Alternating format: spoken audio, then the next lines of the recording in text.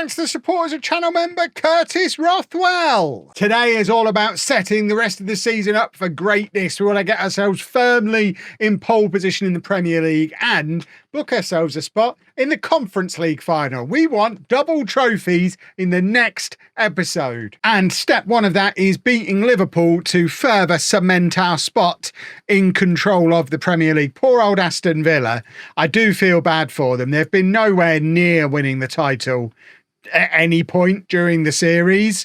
This season they're having their best series, they're having their best season in a generation, and Wimbledon have come along and ruined it for them with 6 points clear of them with a game in hand, 8 games left to play. We just need to beat Liverpool and we continue to edge ahead of them. We could go 9 points clear with 7 games remaining, which would be super. And look at Lorenzo Mertens, now second top scorer in the Premier League, is jolly nice too, and Yang's got the most assists. What a good team we are. This is the 11 that we're sending out to face Liverpool. It's Glizovic in goal, a back four of Levin, Lopez, Gomez and De Los Santos, Coppens and Salcedo in midfield, Esqueda, Mertens and Yang behind Cost up front. I think this is pretty much my first 11. It does confirm to me what my job is for the summer, as well as I already start to look ahead to the summer. I think it is pretty safe to assume at this point we're going to be in the Champions League next year. And I look at that attack and midfield and think, Champions League winners. I look at most of that back four and goalkeeper and think, oh, Premier League mid-table. So I think we need, at a bare minimum, a Champions League quality defender, a proper left back. I think De Los Santos could be the forever right back, but I think we need a proper left back, a proper centre back, at least one, maybe even 2 of them, and a real proper goalkeeper, as good as someone like Cost is. He's just missed a massive chance. But to be fair, it's a chance he created for himself. So that's why he's on a 7 rather than a 5 after missing an absolute sitter, because he did create the chance out of absolutely nowhere for himself. But yeah, we've got all of these superstar talents in the midfield and the attacking positions. And to be fair, if we hadn't been limited by the 6 under-21 players from abroad rule, we would have brought in defenders last summer as well. That's definitely going to be the job for this summer. I think I need to try and somehow prevent myself from bringing in more attackers, because I just don't see how we fit them into the squad. I don't see how we're going to find anybody better than what we've already got in the attacking positions.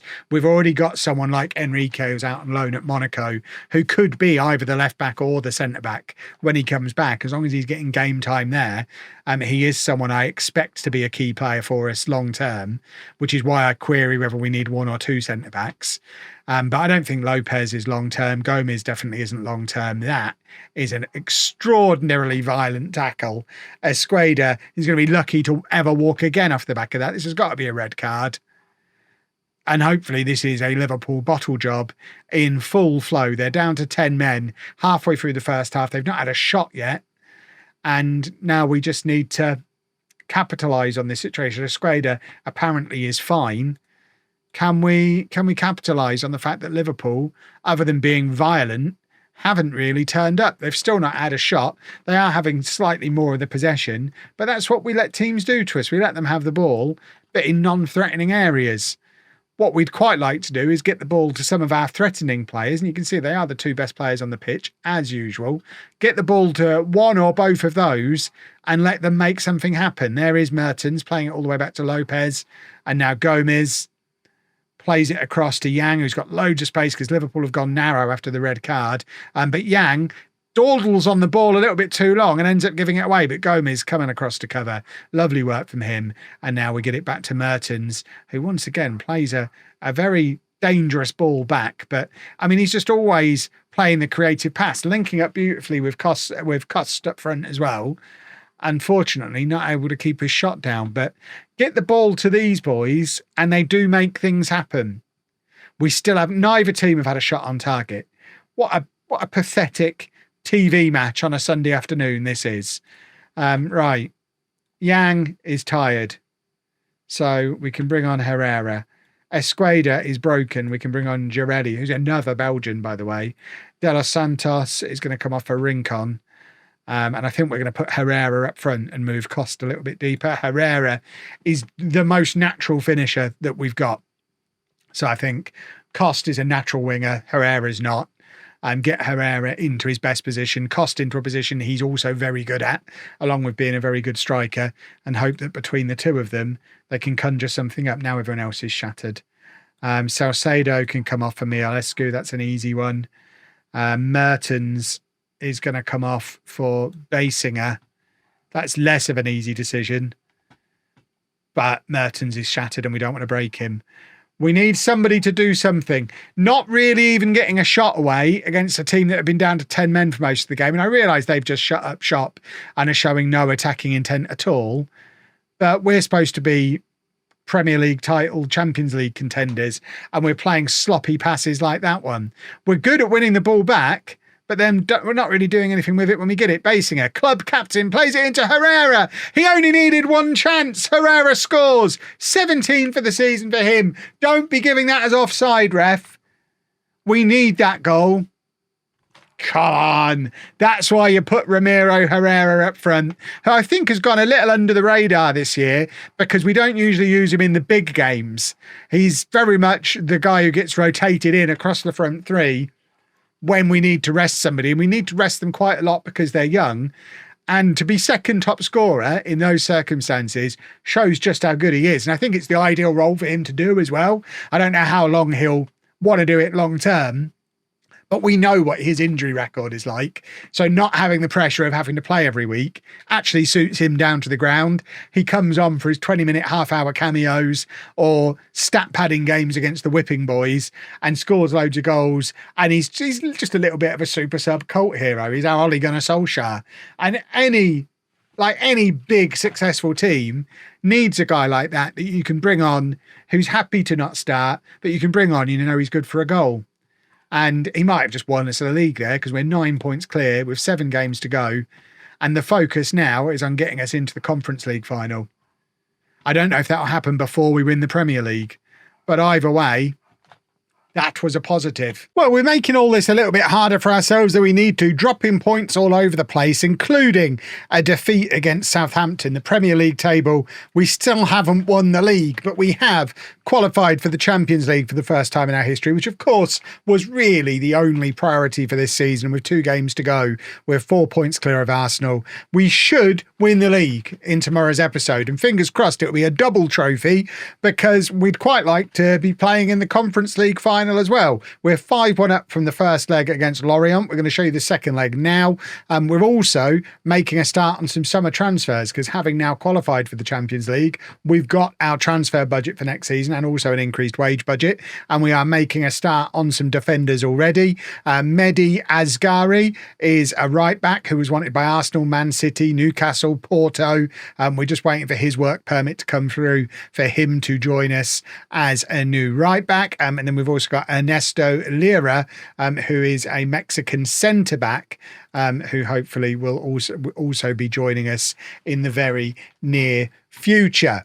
But that's all a worry for an episode or two's time, because for now, we're going to try and book ourselves our spot in the Conference League final. We just need to knot balls up. So we are rotating a little bit so that we can keep our first team focused on winning the league. Fingers crossed it doesn't backfire. Palacios in goal, a back four of Levent, Cruz, Coppins and Rincon, Woodbury and Mialescu in midfield, Girelli, Mertens and Cost behind Herrera up front. Remember, we're 5-1 up from the first leg. We just need to not lose 5-0 at home when we're on the verge of winning the Premier League. So, you know what? If even our reserves are capable of a 5-0 defeat in this situation, we don't deserve any trophies this season and it will serve us right. So, fingers crossed, we'll be okay. This is marking the rise of Girelli, who has probably benefited more than anybody from this Conference League run because he was well down the pecking order at the start of the season. Probably 3rd or 4th choice on the left wing. We brought him in really because he could play central midfield as well. And then we stopped playing with a central midfielder.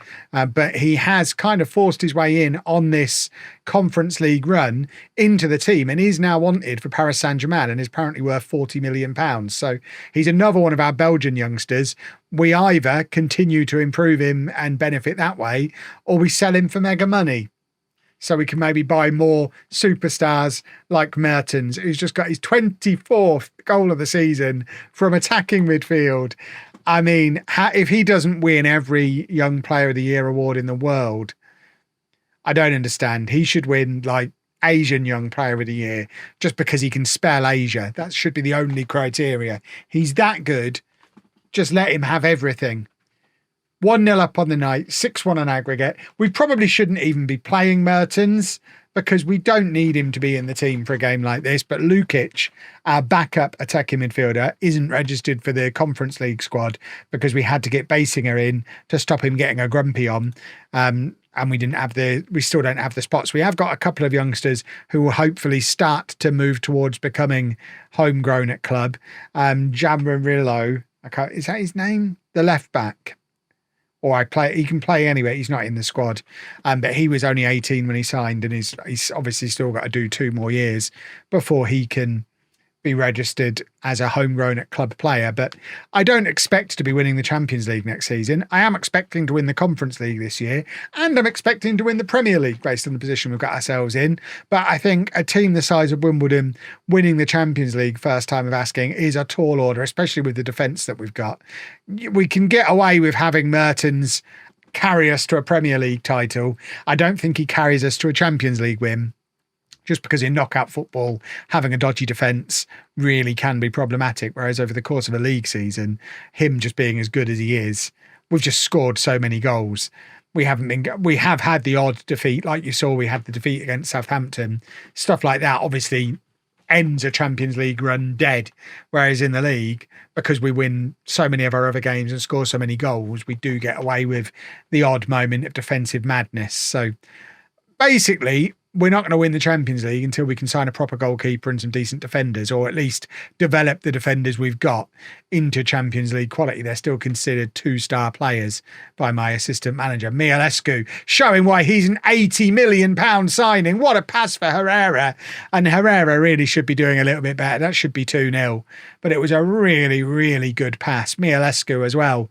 Similar to what we were saying with Girelli, very much enjoying being able to start some football matches in the Conference League. Obviously, the price we paid for him, he's definitely going to expect to play a little bit more football next year and going to be more likely to compete with Salcedo. But really, if any of these youngsters are moaning they're not getting enough football, they just need to look at what Mertens has done. Mertens has made it impossible to not play him. And to be fair, Kost has done the same thing. He's having to play out on the right wing at the moment because Yang's picked up an injury, but he was nailed on as our starting striker as well and didn't start the season in that position. So it is possible for the young players to force their way into the team.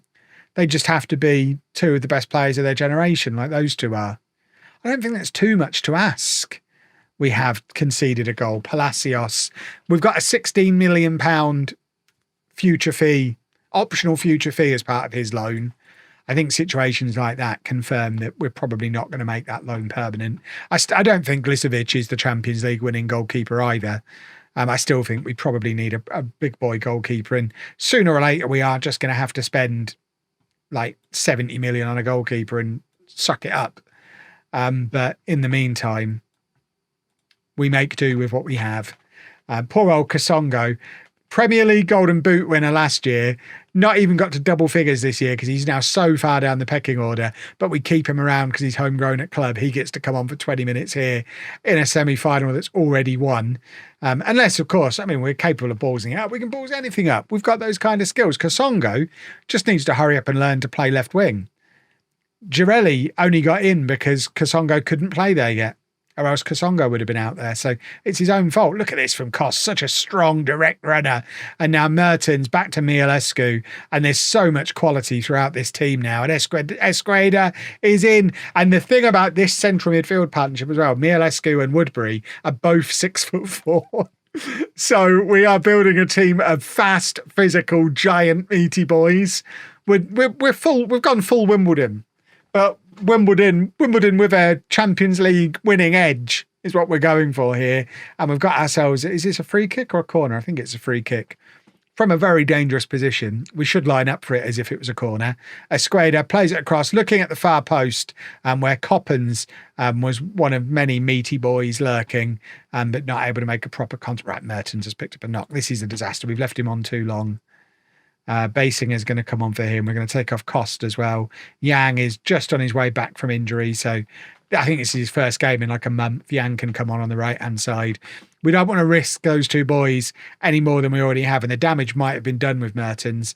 Fingers crossed, we've got enough to get us over the finish line in the Premier League anyway. We just need to win one of our last 2 games. Alan Cost does score with his final touch of the evening. Was that his 19th goal of the season, did that say? He's quite good as well. But Yang can come on and have a little fitness run out, and hopefully we've brought Mertens off before whatever was bothering him ends his season. Because it would be a shame if he didn't play in the Conference League final. It was the Conference League playoff that caused me to change the system back at the start of the season, because he wasn't starting when we were using the 4-3-3. We brought him on in a Conference League match fairly early. He either got 2 or 3 goals and was phenomenal. And we just changed the system there and then off the back of that one performance. And we've not looked back, and it's won us the Premier League. We're now in the final of the Conference League. I say it's won us the Premier League. We haven't actually won it yet. Fingers crossed. Mertens, yeah, he's only out for a couple of days. But we play Eintracht Frankfurt in the final. That will be tomorrow's episode, along with the Premier League decider, and fingers crossed tomorrow you get to see 2 custom Lego trophies lifted above my head. If you've enjoyed that, please make sure you leave a nice big thumbs up on there for me. Subscribe to the channel for daily Football Manager videos. Thank you very much to all of these beautiful Patreon backers, and thank you very much for watching.